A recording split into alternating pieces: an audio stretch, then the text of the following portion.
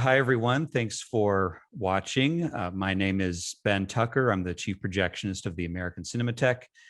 And with me today is Jurij Meden. Jurij's one of the curators at the Austrian Film Museum. He's a film programmer, a good friend, a colleague, a former co-worker at the George Eastman Museum, and author of the new book, Scratches and Glitches, Observations on Preserving and Exhibiting Cinema in the Early 21st Century. Jurij, thanks for joining me. Ben, thank you very much for having me. I appreciate honored. You doing this. Yeah. So maybe we can start with you just describing the conceit of the book. So, to be perfectly honest, it's a question that I always feel a bit embarrassed when people ask me that, because as you know, this book is really just a booklet. It's barely over 100 pages, but I did spend the last 10 years writing the book. It's not something I would sit down and write. It's something that was in the making for almost a decade. You will remember that there's a small portion of the book that I showed you back when we were both working at the George Eastman Museum, which was, I think, in 2015. So it was only now during the pandemic, when I couldn't do my regular job, which is film programming, that I actually sat down and sort of organized the book so that it became what it is now, these 51 chapters.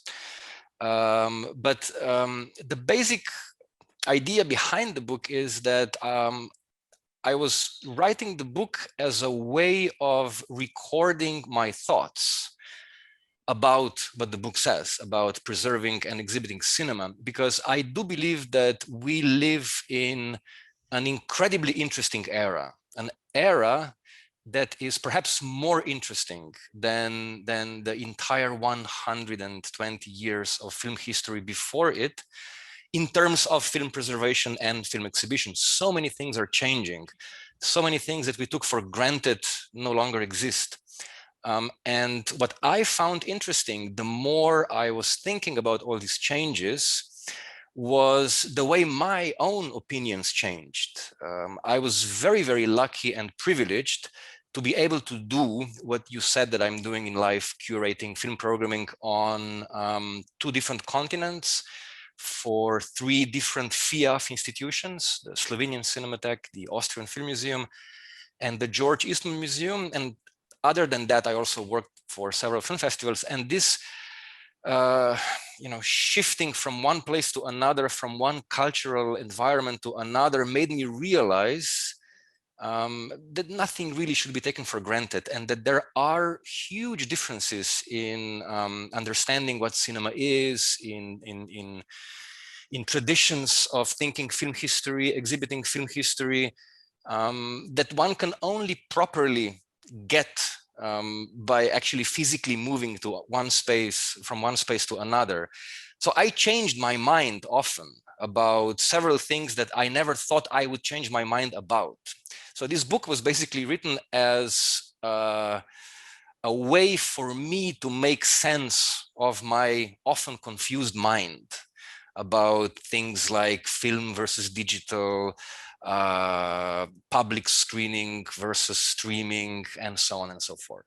So it's not a book that would, in the end, present a certain coherent train of thought or set of ideas about film exhibition and film preservation. It's, as the title indicates, it's like 50 attempts to understand the whole thing from perhaps even 50 different perspectives, without me ever saying at any point in the book that this is what I believe now to be the right thing. If anything, I think that what people can take away from the book, at least what I take away from the book, is that it's important to remain open and not ever settle into any belief about anything. Yeah, that's maybe one of my favorite things about the book. When I first got it, maybe I read the first 4 or 5 chapters back to back and quickly, but then I realized I wanted to, sort of start over and just read a couple chapters a day. I think that's a great way to consume the book. It's really thoughtful, but it asks as many questions as it answers, sort of, and it clearly, like I agree that it doesn't offer this strong opinions on these concepts, like you say, of film versus digital, or theatrical screenings versus streaming. And I appreciate how thoughtful it is, and how much it got me thinking about a lot of things that I hadn't really maybe had taken for granted or just hadn't thought about before. One thing in particular that struck me in early in the book is that you say that the big screen experience was primarily a utilitarian and economic invention. And maybe now that's, those are the primary driving forces behind how people are consuming movies, television, media now. So maybe you could talk a little bit about that. Yeah, this particular idea is something I thought of last year when the pandemic hit hard for the first time, and when the cinemas all went shut down, and people were sad, and you could hear all these voices mourning the death of a theatrical experience, and so on and so forth. And then I started thinking about it, and it's an idea that many people are voicing today. Actually, I'm not the only one writing about that, but basically cinema was not born as something that exists on the big screen. As we all know very well, people were viewing moving images alone initially, using Edison's invention, kinetoscope.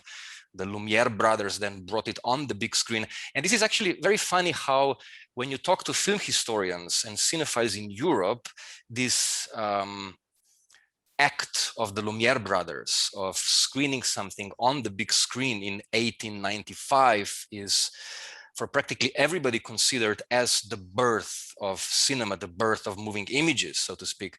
But when you talk, at least that was my experience, when I talked to several American film historians, they all are careful to point out that, well, Edison was doing something very important even before that. So maybe let's not attribute too much importance to this act of bringing moving images on the big screen, because it's really only a question of size, right? I mean, the technology was there already before. The screen only became larger.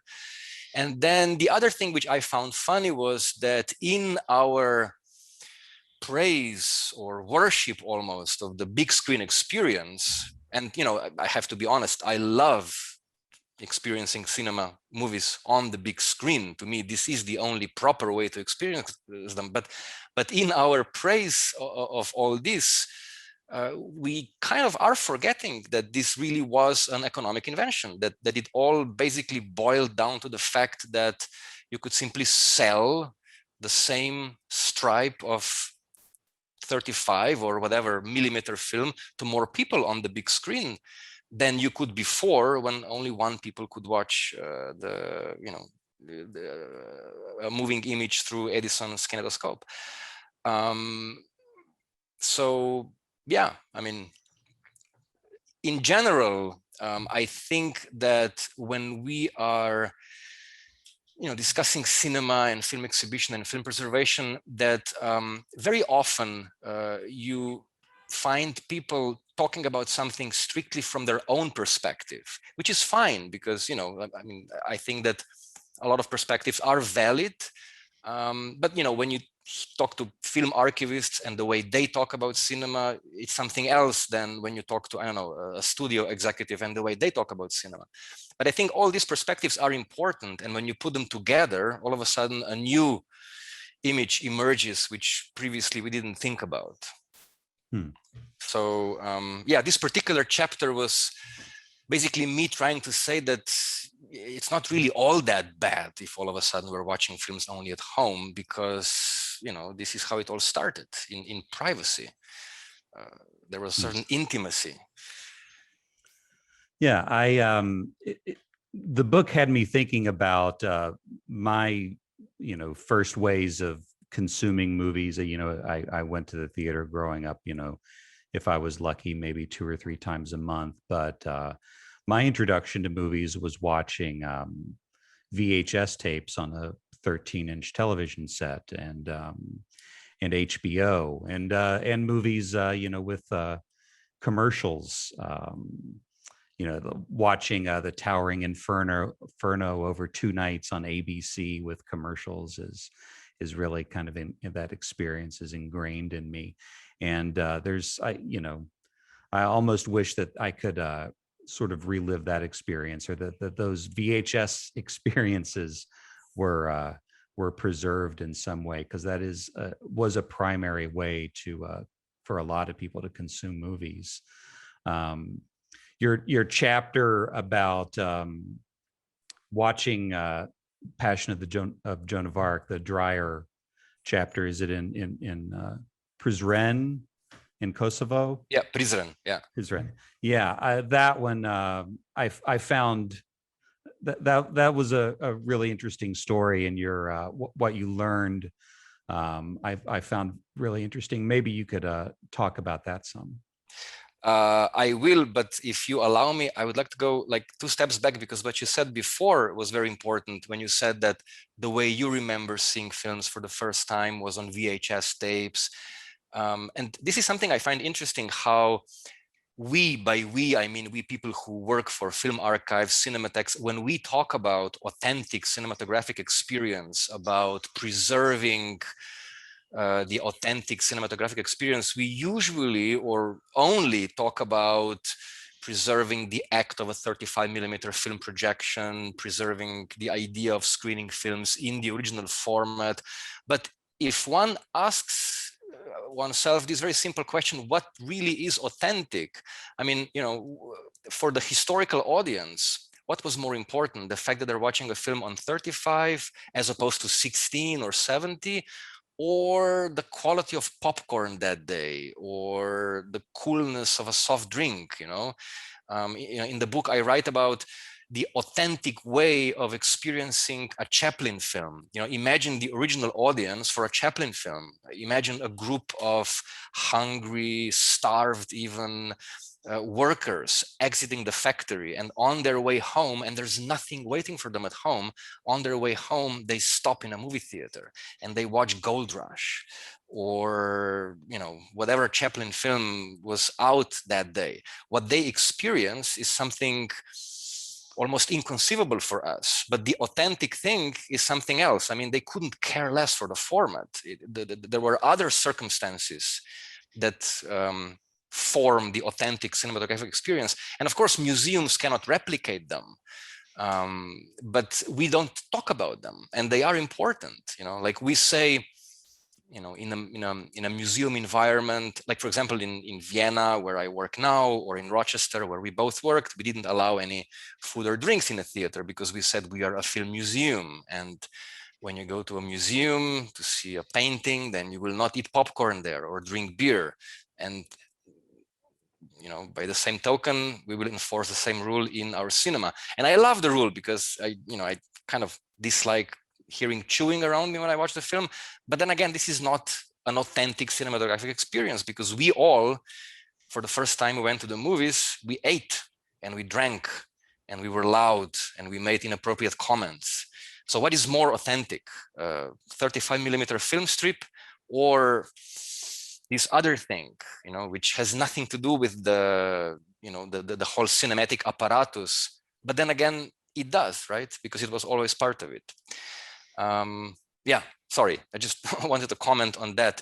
I appreciate that. The story that I described, the story of Prizren, basically it's just one of the many stories in the book where I talk about how our, and by our here I mean Western, notion of film screening or preserving film heritage really only belongs to us in the West and the Western developed countries. And anywhere else in the world, people find their own ways of appreciating cinema, their own ways of consuming it, of acquiring it.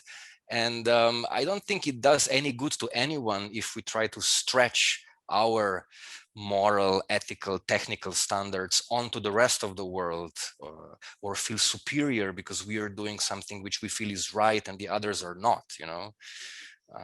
We in the West, we talk about, I don't know, piracy. What is the real percentage of piracy? I mean, if I would try to make an educated guess right now, I would say that vast majority of film culture today, by film culture, I mean experiencing cinema, talking about cinema, is happening along the so-called channels of shadow economy of cinema. And this is just the only way people of South America or Africa or regions of Asia can experience cinema. It's a reality. And none of the rich Hollywood or Bollywood superstars is any poorer because of that. So we should also add that. You mentioned the obsolescence of nitrate in the book when talking about the nitrate picture show and nitrate film. And I'm wondering if you could define that, and if you think that same definition applies to film in general, or if it's unique to nitrate. Absolutely. Yeah. To be perfectly honest, this particular essay in the book, in which I write about the obsolescence of nitrate film, was originally written with the idea of 35mm in mind. But then again, there are still many, many venues that project 35mm. Kodak still makes 35mm. So 35mm is not yet completely obsolete the way nitrate film is, right? Because the fact that nitrate film is still being projected in Rochester at the Nitrate Picture Show, not only in Rochester, I mean, at the Egyptian, you can project nitrate. That's an anomaly. It's not a norm, a standard, never will become. It's a beautiful anomaly. But my main thesis here, and it's not my thesis, this is a chapter in which I heavily borrow from Theodor Adorno, is simply that when something becomes obsolete in the sense that it is taken outside of economy, then we can really start thinking about it. And then we can really start thinking about what this thing is, what it did for us.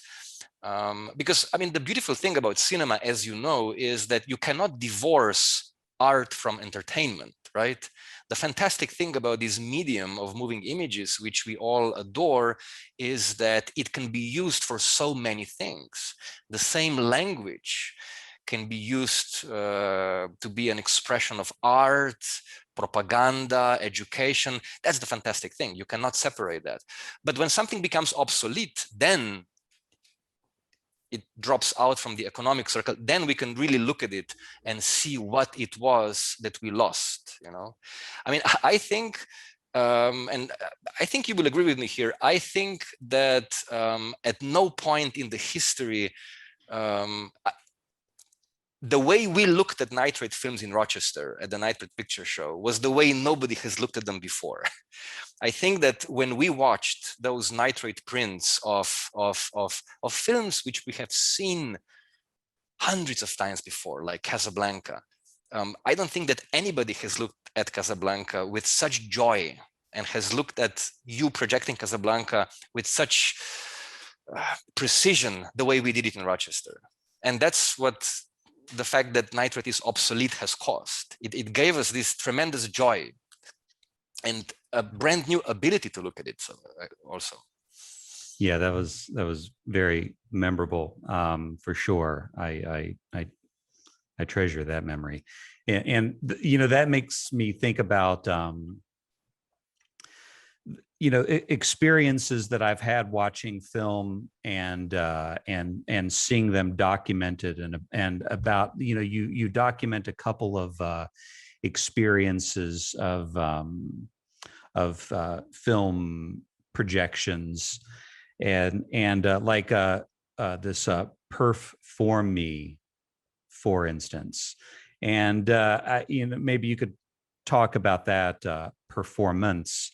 But also, I wanted to mention that the documentation of that performance of the film feels like its own, if you use the term loosely, preservation of cinema, or at least of that title, since the element itself maybe can't necessarily be preserved, and you can speak to that. But by documenting it, you are, preserving that experience at least. There are a couple of others in the book, but maybe we could talk about Perform Me first and your thoughts on that.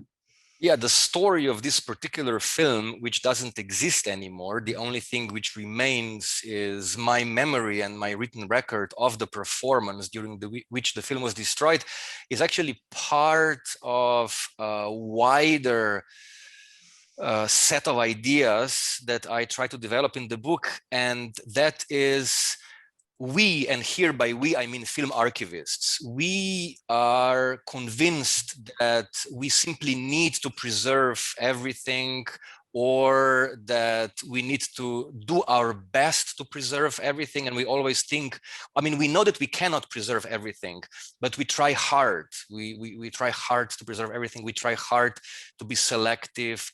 We dread this idea of losing something. We are terrified of the idea of losing something. We're terrified of the idea of a gap in film history that would be our fault. And film history is full of these misfortunate gaps, lost films and whatnot. But then one of the questions I ask in the book is, what's wrong with the gap? Why do we attribute this moral value to a gap and say, it's bad to forget, it's good to remember? What if the opposite is true? What if it's good to forget? What if a gap is something fantastic? And then when you start developing this idea and really thinking about this, you realize, of course, that there were many, many people before, not film archivists or any sort of archivists, but philosophers who thought about that. And the truth is very simple. If we, and here by we, I mean human beings, would remember everything, every single thing that ever happened to us, then it would be impossible to write history, because we wouldn't know what is more important and what is less important. Imagine that every single detail in the life of, I don't know, a random great historical person is known. How do you write a biography? You don't know what matters and what doesn't matter. So in other words, gaps are fundamental for our ability to construct stories. Because what are stories that we tell? Stories are simply, we are connecting facts. We're making connections between fact number one and fact number two. We're creating some sort of a connection, cause, effect, and so on.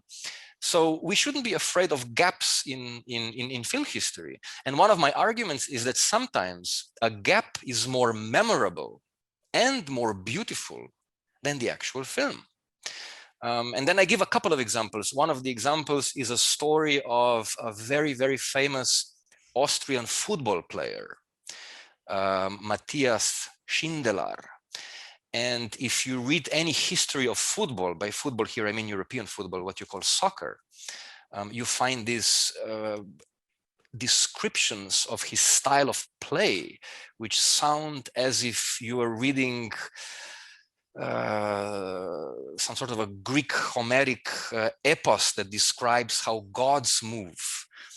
But we don't have any visual record. If we would have a visual record of that guy playing football, it would probably be just like any guy kicking a ball around, Or to give now an example that is more recently in our memory and is perhaps controversial, but when Orson Welles is famously lost, I can't even remember the title now. The Other Side of the Wind came out. I watched it, and I hardly have any memory of what I've seen. I really hardly have any coherent memory of what I've seen, but I have very strong memories of reading all the texts about this film. I have very strong memories of stumbling upon this bootlegged 40-minute version that was circulating around some shady channels at some point.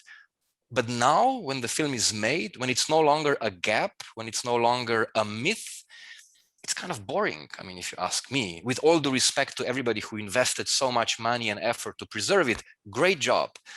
We gained the film, but we lost a myth. And here we should remember what John Ford had to say about it. I mean, not John Ford, but the man who shot Liberty Valance.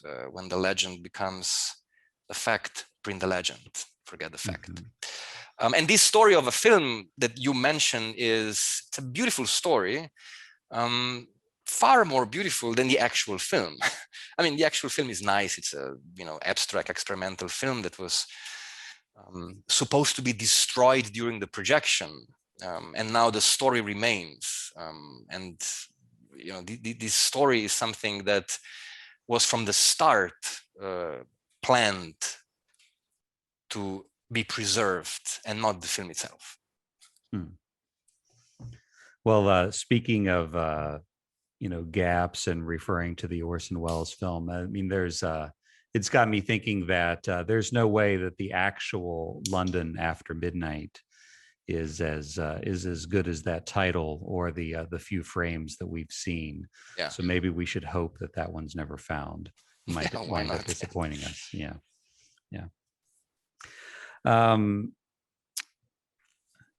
Let's see. I appreciated your chapter on preserving the audience. And I see a lot of importance in that. And there are particular organizations that I think during the pandemic have done that very well. There's a couple that I admire what they've done very much in how they've maintained their audience. And I wonder if you could speak about that and about ways for an organization to preserve their audience. Yeah, that chapter is actually very personal, because I've been extremely lucky that in the sense that I was and I still am working for an institution that always let me do whatever I wanted to do in terms of film programming. Whatever I think is important, I can do it. Nobody's ever questioning my decisions or demanding of me to bow down to the demands of the audience. And I always thought that in my position as a curator, what I am basically doing is I possess a certain knowledge and of film history, and it is my job as a curator to interpret that knowledge, to create film programs. And there are certain segments of film history which are important, and it's my duty to present them. So in other words, like it's important that every once in a while you show a film by, I don't know, Scorsese, Kurosawa, Fellini, Claire Denis, Catherine Breillat, and so on and so forth. And I never really bothered to think about the audience, because I always thought it's my job to make sure that I curate this film program. It's my job to secure the best possible prints. If I have the budget to secure film prints, it's my job to write program notes. And then, if people don't want to come, that's not my problem. Somebody else should tell them to come. The media should tell them to come. The educational system should tell them to come. If all of a sudden, we just in Vienna before the pandemic, we had a complete Federico Fellini retrospective. It was very popular, but if it wouldn't be popular, if nobody would come, then this wouldn't be my problem. This is the way society functions today. People have lost interest, which doesn't mean that I shouldn't go on doing my job. But the pandemic made me realize that this is actually a very arrogant position. If I invest a certain amount of my time and efforts and budget into creating a certain film program, I've done nothing if I don't make sure that people will come. It's arrogant of me to assume that my job ends with creating a film program. I think that today, more than ever, it should be our job to actively reach out, to start understanding that the audience is we can no longer talk of the audience as of a single group. Today we live in an era of like super individualism. Everybody believes that they are the curator of their lives. Everybody have their own particular interest. You literally, it's as if you would have to go out in the street and talk to 100 people to get 100 people to attend the screening. I mean, to each person individually, but that's what we should be doing. And during the pandemic last year, I realized that preserving films is actually meaningless if we don't also preserve the audience, and of course preserve this beautiful invention, which is the act of a public screening. And it's not something that is also important. I think that's actually even more important than preserving films themselves. And I think that this is something that all of us, and here by us, I mean film archives, cinematheques, places like the Egyptian, should be aware of, that what makes us really special is not the fact that we are showing something on 35 or 70 millimeter as opposed to DCP or a DVD. It's not the fact that we are so knowledgeable in film history that we will find some obscure film and share it with others. It's a very simple fact that we are keeping alive this fantastically simple, but at the same time also very endangered and complex idea of bringing people together, having them experience something at the same time, having them drop everything else that is trying to invade our attention today, because, you know, like keeping your attention span, this is something that is becoming almost impossible today. So yeah, that's what I mean by preserving the audience. That's actually, you know, it's a super important question that you asked, also because I don't want to be too critical, but as you know very well, there were so many venues that one would never think they would go this way, that started putting their programs online. And I have nothing against watching films online. I have nothing against streaming. I embrace streaming. I love streaming. I mean, you know, I probably from now on, fortunately or unfortunately, will see more films in the privacy of my living room than in a movie theater. But both should exist. And if independent venues, if cinematheques, if film archives go online, they're basically only competing with all the giants that are already there. And of course, they're doomed to fail. So I would say, let the giants take care of film history. What we should be doing is we should be encouraging Netflix to take care of film history. And by the way, Netflix is doing this. I mean, I was shocked the other day when I turned on my Netflix and all of a sudden found myself staring at this large catalog of films by Jan Troell and Bo Widerberg, the two Swedish grandmasters of cinema who had the misfortune of making films in the shadow of Bergman. But I'm actually right now working on a massive Bo Widerberg Jan Troell retrospective in Vienna in September, October, and we hope to show as much as possible on 35 millimeter film prints. But I was delighted that I all of a sudden saw that Netflix has not their entire catalogs, but a lot of their films. So yeah, let the giants take care of film history, because they will do a better job at disseminating it than we ever can. And you know, we should take care of what we do well, which is public screenings. One way that I admired, that I saw how these venues, the ones that I was speaking of, that were preserving their audience through online screenings, actually was participatory online screenings, where people can, you know, chat with each other while they're watching the film. You see a lot of excitement building online about watching the film together, and a lot of talk about it after the film. And it's not something that I participated in very much, but I do appreciate that it's happening, and I can understand why, especially during the pandemic, it meant a lot to people that this experience is available to them. It surprised me, but of course it makes sense. I just heard the other day, this got me thinking about, I've been hearing this a lot lately, that movies are available now theatrically and on digital platforms. Mm-hmm. And it's just not a great term. streaming may be okay, but there's nothing exciting about that term digital platform. Maybe they need to come up with something else. Even home video was good. You know, it had the term home in it. So that's a nice word, but digital platform, I'm not sure about that. I agree. Yeah. Yeah. We both know about archives and this a philosophy to, you know, in an ideal world, to not show films that have not been fully preserved. I understand the sentiment, and you know, and we're both aware of you know, titles that are not circulating or don't have a lot of public performances because they've not been preserved. There's one title in particular that I have been thinking about this week because there's a new Blu-ray coming out of Flesh for Frankenstein. Mm-hmm.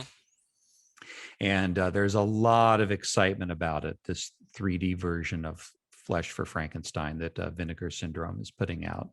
And, you know, it's as if the movie, the excitement building around it, you know, there's some degree of people wanting to own the films, which I've been fortunate in where I've worked that I haven't had that strong urge or need to own movies. But so there's some degree there has to be this desire to own Flesh for Frankenstein on especially in 3D. But obviously there's also a genuine interest in just in people seeing it for the first time, especially in 3D. While both you and I know full well that there are good 3D prints of the movie that are available. And I wonder if you could talk a little bit about your thoughts on, you know, archives holding on to these titles that haven't been fully preserved, and what kind of influence that might have in the video market. I mean, it's a very complex question, Ben, and also this is a very controversial subject because, you know, I work for a FIAF archive, obviously, and as a professional, I can only give you one answer, and that is a FIAF archive. You know, for all our listeners, viewers who don't know what FIAF is, it's the International Federation of Film Archives, and Cinematheque.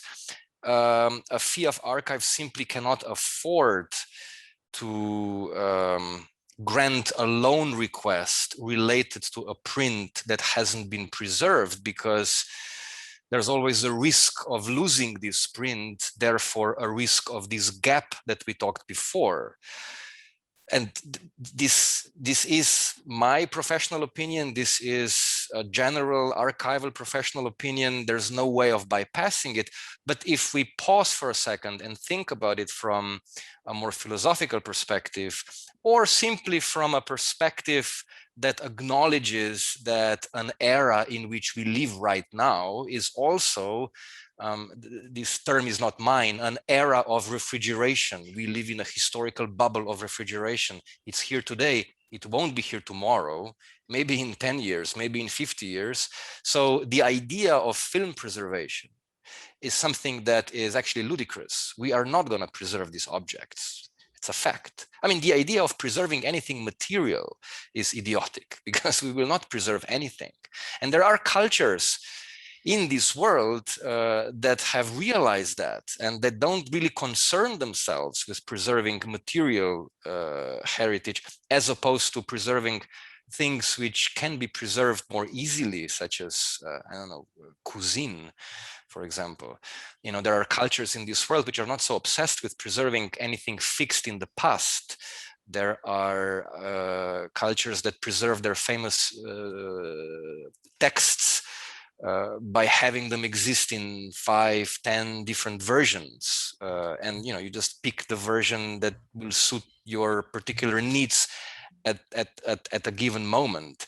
So I would say, if there is somebody who expresses an interest in screening something at a given point in time, then it's almost our moral duty to say yes and give them the print. And if they ruin it, well, so be it.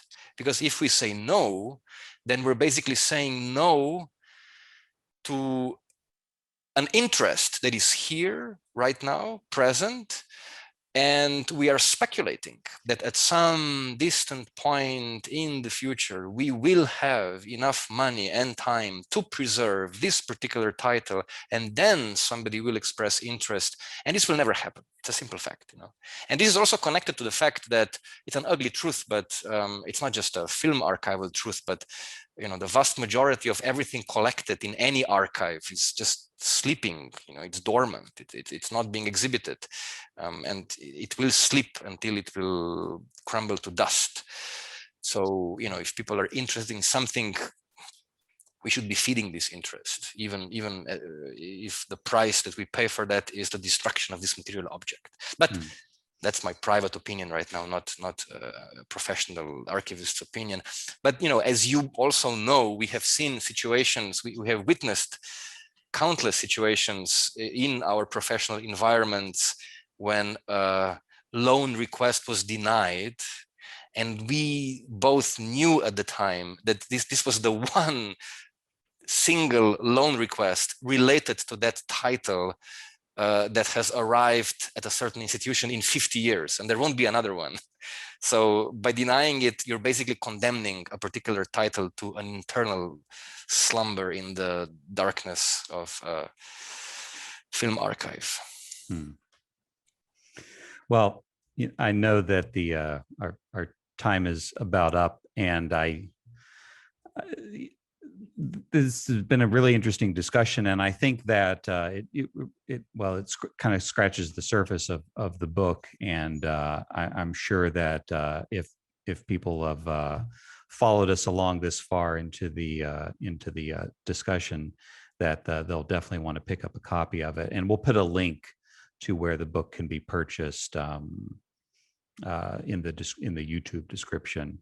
And also, as I mentioned before, I'll tell you publicly now, it's available at Larry Edmunds Bookshop here on Hollywood Boulevard, the legendary Larry Edmunds Bookshop.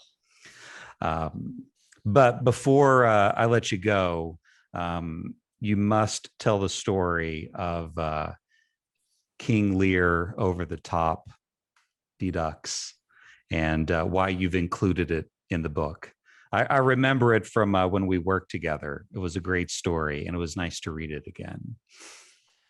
It's a very tricky story and another controversial question, because I wrote this story in a book, not being entirely sure if that's the right thing to do because of the obvious copyright issues.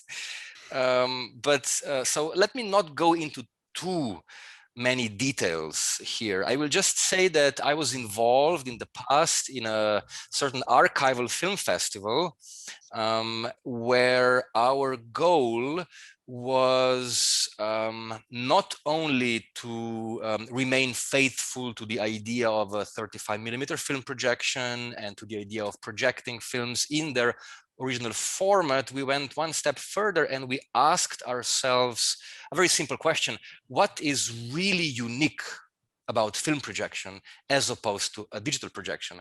Because, you know, we might talk a lot about the absolutely unique visual qualities of 35 versus digital, but a very simple fact remains that most people won't ever notice them. You know, when this big transition from film to digital happened, ask yourself an honest question. I mean, did your parents notice it? Did your uncles and aunts who regularly go to the cinema all of a sudden came to you and say, Ben, what just happened? They didn't, you know. One day it was 35, the next day it was DCP, 2K or 4K, life goes on. But what we tried to do is, you know, we tried to do things with film that could be done only with film. And one of those things was we took two films and we shuffled the reels. as you know, an average feature-length film would come in 5 reels or 5 double reels. In the USA, I was taught that a reel is actually a single reel, and what we think of as reels in Europe are actually double reels. So we put 2 films together by screening reel 1 of title 1, then reel 1 of title 2, reel 2 of title 1, and so on and so forth. And we put together 2 films which usually don't really stand one next to another in film history.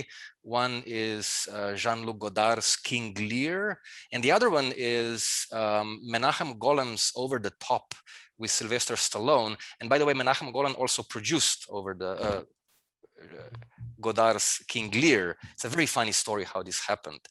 That in the same year, the same company, not really known for its sophisticated output, Canon, would put out, like a film by Godard along with something like Over the Top. But in a very, very strange way, the way these 2 films worked together was pure magic, because all of a sudden we realized that we're watching actually only one film. Because you've seen both films, right, Ben? You've seen King, yeah. So the incoherent, mumbling character played by Godard in King Lear is actually exactly the same as the mumbling, incoherent character played by Sylvester Stallone in Over the Top. And they both are desperately trying to reconnect to their children in the film. They both go through this voyage of getting to know their offspring. So it's basically one and the same film, and putting them together worked like a charm.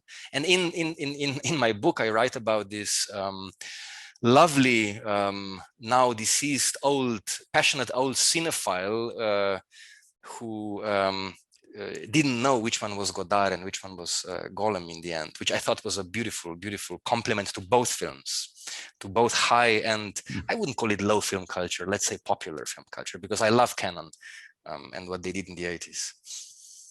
It was a great tribute to the